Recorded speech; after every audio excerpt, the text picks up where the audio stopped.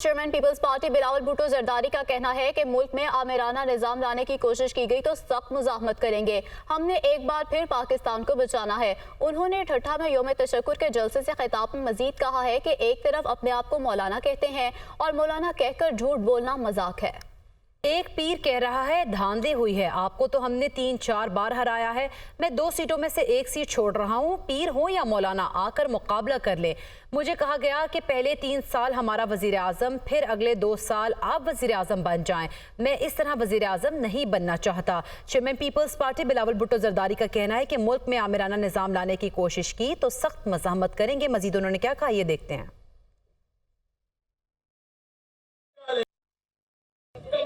सियासी जमातें जीते या हारे वो एहतजाज कर रहे हैं। अब इस माहौल में पाकिस्तान कैसे ही चलेगा? ये माहौल रहा तो पाकिस्तान को मुआशी बहरान से कौन निकालेगा?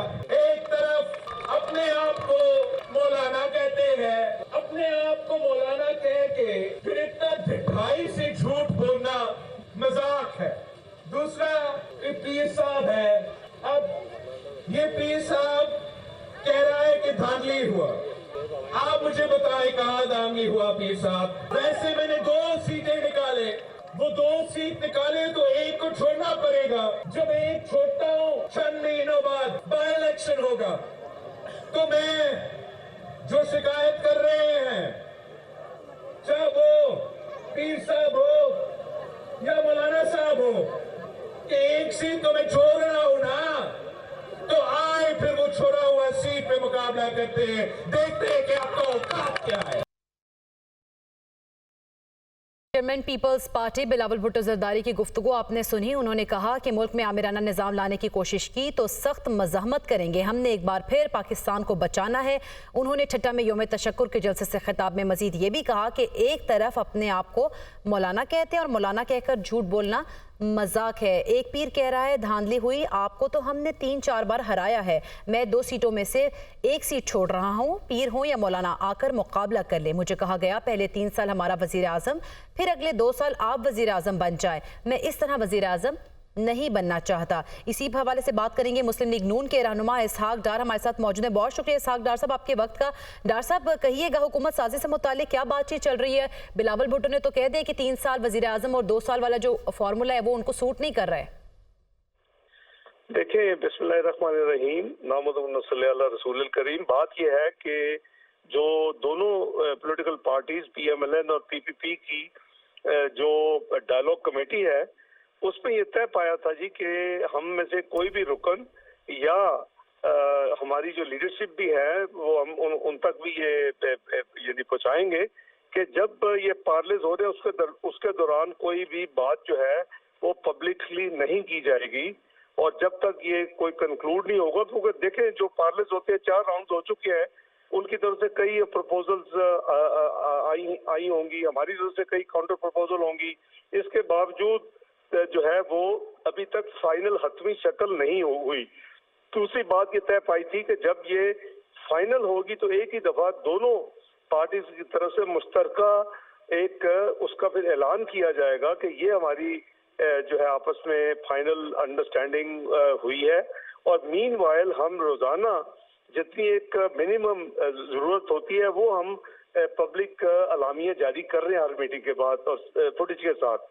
तो मुझे नहीं समझ आई कि ये जाहिर है कि ये एक हिस्सा हो सकता है उस पार्लेज का जिसकी जिक्र बिलावल भुट्टो साहब ने की है, लेकिन ये मुनासिब होता कि ये बात ना की जाती पब्लिकली। फिर इस तरह मुझे रोज के दर्जनों कॉल्स आते हैं एंकर पर्सन्स के भी और टॉक शोज वालों के भी कि जी वो हम बात करना चाहते हैं जो कुछ हो रहा है। तो मैं उनको यही कहता हूँ कि मैं मॉरली बाउंड हूँ कि मैं कोई चीज तफसील आपसे शेयर नहीं कर सकते एग्जैक्टली कि क्या प्रपोजल है, क्या काउंटर प्रपोजल्स हैं, तो कहाँ हम खड़े हैं, कितनी प्रोग्रेस हुई है, कितनी नहीं हुई, क्या बाकी है, कितनी देर लगेगी।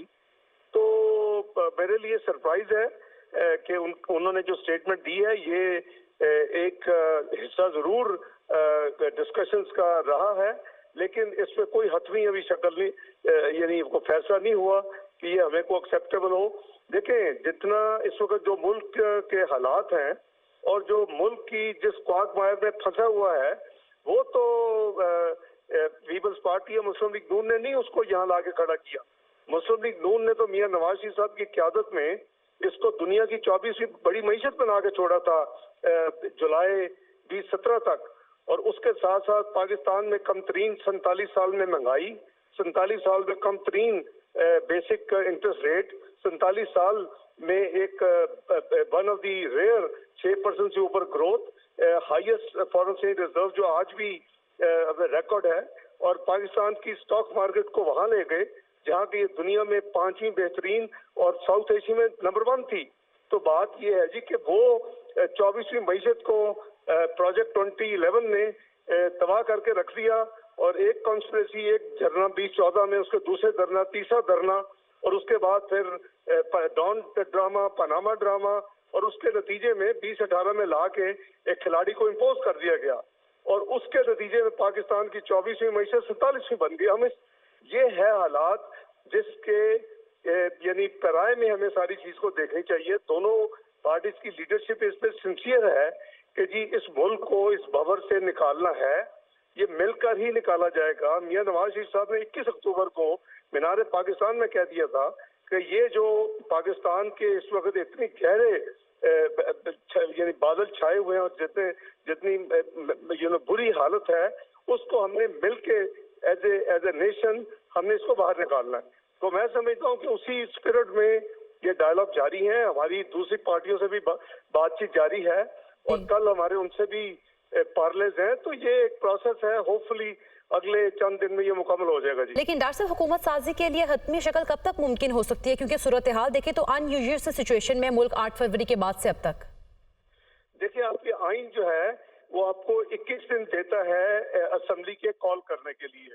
ये 18वीं तरमीम के बाद ये बाउंड है कि अगर सदर असेंबली ना भी बुलाए, जल्दी बुलाना हो तो असेंबली जाएगी, वो अप्रूव करेंगे और फिर वो समन आएगा तो इजलास होगा। लेकिन अगर वो नहीं भी बुलाते तो जो स्पीकर एक्टिंग रहता है जब तक नया स्पीकर नहीं आता, तो वो बाउंड है आइन के तहत कि 21वें दिन अपनी अपनी असेंबली को, यानी 29 फरवरी से आगे कोई भी प्रोविंशियल असेंबली या नेशनल असेंबली अपना इजलास डिले नहीं कर सकती।